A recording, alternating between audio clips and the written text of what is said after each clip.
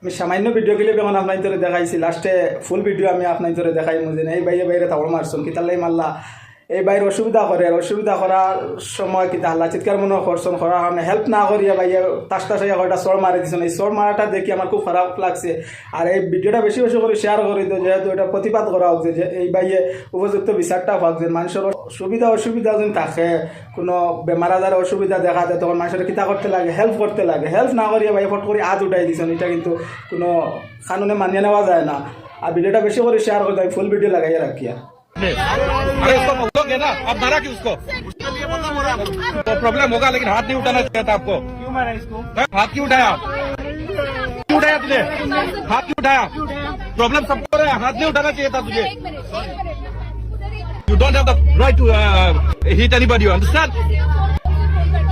Hey, he's getting a panic attack. Just give him some water. He